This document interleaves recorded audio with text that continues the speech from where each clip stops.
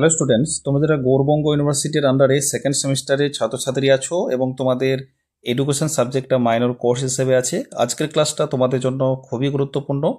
আজকের ক্লাসে আলোচনা করব তোমাদের 10 মার্কের একটি গুরুত্বপূর্ণ নোটস সাজেশন নিয়ে। তোমাদের যে প্রশ্নটা নিয়ে আমি আলোচনা করব সেটা হচ্ছে সমাজবিজ্ঞান কি, সমাজবিজ্ঞানের প্রকৃতি এবং পরিধি সম্পর্কে আলোচনা করো। তোমাদের প্রথম 1 নম্বর মডিউল থেকে কিন্তু এটা ভীষণ ইম্পর্টেন্ট, অর্থাৎ তোমাদের এটা তোমাদের ফার্স্ট কিন্তু তোমাদের রেডি করতে হবে। দেখো, প্রশ্নটা হচ্ছে শিক্ষামূলক সমাজবিজ্ঞানের সংজ্ঞা দাও, শিক্ষামূলক সমাজবিজ্ঞানের পরিধি আলোচনা করো, অথবা দিয়ে পরীক্ষায় প্রশ্নটা এমন আসতে পারে শিক্ষা সমাজবিজ্ঞান কি, শিক্ষা সমাজবিজ্ঞানের পরিধি লেখো। দেখো, প্রথমে ডেফিনেশন দিতে হয়, আমরা সকলেই জানি শিক্ষা সমাজবিজ্ঞান বিষয়টি শিক্ষা ও সমাজের মধ্যে সম্পর্কের বিষয় হিসেবে পরিগণিত হয়। শিক্ষা সমাজবিজ্ঞান সোশিওলজি অফ এডুকেশন সমাজবিজ্ঞানের একটি উন্নততর শাখা, যেটি সমাজের গুরুত্বপূর্ণ ক্রিয়াকলাপের সঙ্গে সংযুক্ত হিসাবে কাজ করে। এই যে সমাজবিজ্ঞান হচ্ছে একটা গতিশীল বিজ্ঞান। সমাজবিজ্ঞান একটা গতিশীল বিজ্ঞান যা সমাজ এবং সামাজিক সম্পর্ক নিয়ে কিন্তু সে কার্যকলাপ করে। শিক্ষা সমাজবিজ্ঞান সমাজবিজ্ঞানের একটি বিশেষ শাখা, যেটি সমাজবিজ্ঞানের বিভিন্ন তত্ত্বগুলি শিক্ষার ক্ষেত্রে উপযুক্ত হওয়ার পথ নির্দেশ করে, অর্থাৎ শিক্ষাগত যাবতীয় সমস্যার সমাধানের জন্য শিক্ষা সমাজবিজ্ঞানের উৎপত্তি হয়েছে।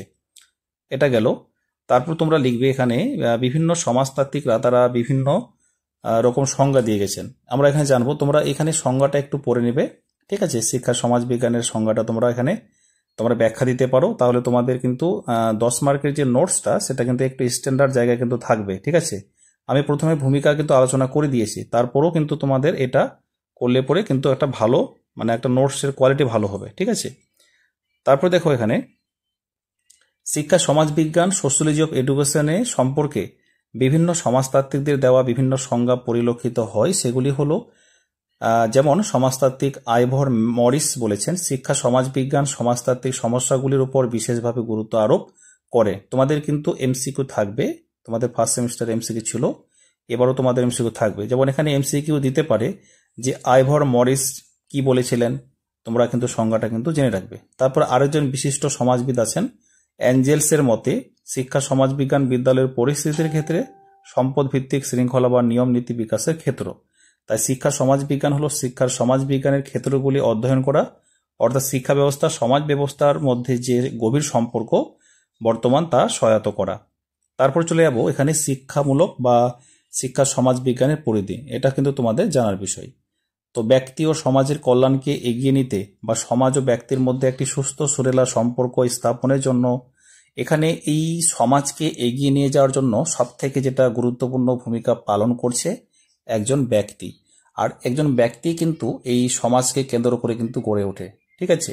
তোমাদের যেহেতু সোশিওলজি সাবজেক্ট, ওই জন্য তোমাদের সোশিওলজির কিন্তু মর্যাদা তোমাদেরকে বুঝতে হবে, ঠিক আছে? তো এখানে দেখো, সমাজবিজ্ঞানকে একসাথে যুক্ত করা হয়েছে। শিক্ষা সমাজবিজ্ঞানের কিছু নির্দিষ্ট ক্ষেত্র রয়েছে, উভয় শাখায় একত্রিত হয়ে শিক্ষামূলক সমাজবিজ্ঞানের পরিধি তৈরি করেছে, অর্থাৎ উভয় শাখা নিয়ে, ঠিক আছে, সমাজবিজ্ঞানকে নিয়ে এখানে শিক্ষামূলক সামাজিক পরিধি তৈরি করেছে। তারপর উদাহরণস্বরূপ সমাজ গঠনের মৌলিক হাতিয়ার যা শিক্ষা এবং সমাজকে সংযুক্ত করে, জনসংখ্যা, ভৌগোলিক অবস্থান, যোগাযোগ ব্যবস্থা, মানব প্রকৃতি ইত্যাদি, এগুলো কিন্তু কি করেছে, এরা কিন্তু সাহায্য করছে। এবার জনসংখ্যা হলো দেশের অন্যতম সম্পদ, যার মাধ্যমে একদিকে একটি সুস্থ সমাজ তৈরি হয়, অন্যদিকে সঠিক শিক্ষা ব্যবস্থা, অর্থাৎ শিক্ষা সমাজবিজ্ঞানের পরিধির অন্যতম হাতিয়ার হলো জনসংখ্যা। তোমাদের এমসিকিউগুলো এরকম কিন্তু তোমাদের আসবে, ঠিক আছে? এর প্রকৃতি, উন্নয়ন, সংগঠন এবং প্রাকৃতিক উন্নয়ন, প্রগতিশীল উন্নয়ন হলো শিক্ষার অভিমুখ। যেমন এখানে একটা এমসিকিউ, প্রগতিশীল উন্নয়ন হলো শিক্ষার অভিমুখ, ঠিক আছে? তারপরে 2, যোগাযোগ ব্যবস্থা একটি উন্নয়নশীল দেশের তৃতীয় প্রধান হাতিয়ার। তারপরে এখানে বলা হচ্ছে এই শাখাটি শিক্ষাগত সামাজিক তত্ত্বের প্রেক্ষাপটে যোগাযোগ ব্যবস্থার বৈধতা বিকাশ নিয়ে আলোচনা করে। ভৌগোলিক অবস্থান হলো একটি দেশের দ্বিতীয় গুরুত্বপূর্ণ দিক, যার বিষয় শিক্ষা সমাজবিজ্ঞান আলোচনা, চিন্তা ভাবনা, অনুকূল পরিস্থিতি খুঁজতে চেষ্টা করে। তারপর বলছে সকল ব্যবস্থাপনার মূলে থাকা সম্পদ হলো মানব সম্পদ, সুতরাং মানব সম্পদের প্রকৃতি বিশ্লেষণ এই শাখার চতুর্থ গুরুত্বপূর্ণ ক্ষেত্র। আর একটা বিষয় বলার আছে, সেটা হলো তোমরা যারা অনলাইন ক্লাসে অ্যাডমিশন নিতে ইচ্ছুক আছো, তাহলে এই যে স্ক্রিনে দেওয়া নম্বরটি দেখতে পাচ্ছ, এই নম্বরে যোগাযোগ করে তোমরা ক্লাসে অ্যাডমিশনটা নিয়ে নিতে পারো। তাছাড়াও তোমরা যারা ভাবছো আমরা স্টাডি মেটেরিয়াল নিয়ে পড়াশোনা করতে চাইছি বা এখন থেকে ভালো প্রস্তুতি নিতে চাইছি, তাহলে তোমরা স্টাডি মেটেরিয়াল তোমরা পারচেস করতে পারো, ঠিক আছে।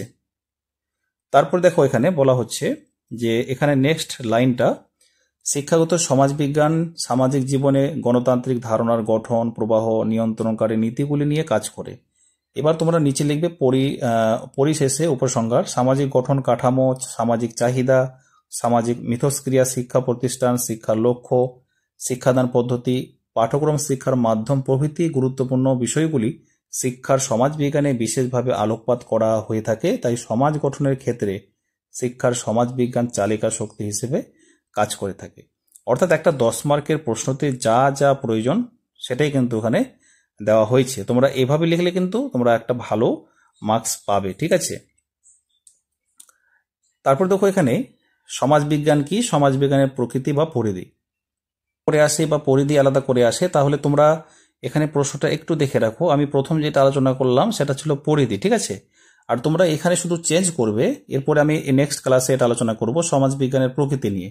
শুধুমাত্র তোমরা চেঞ্জ করবে প্রকৃতি, পরিধি বা প্রকৃতি তোমাদের আলাদা করে তোমাদের থাকবে, ঠিক আছে। আমি তোমাদের এরপরে গুরুত্বপূর্ণ যে প্রশ্নগুলো রয়েছে সেটা আমি তোমাদের ক্লাসে নিয়ে আসবো। দেখো সামাজিক পরিবর্তনের সংজ্ঞা, এরপরে তোমাদের এই 3 নম্বর প্রশ্ন থেকে স্টার্ট করব।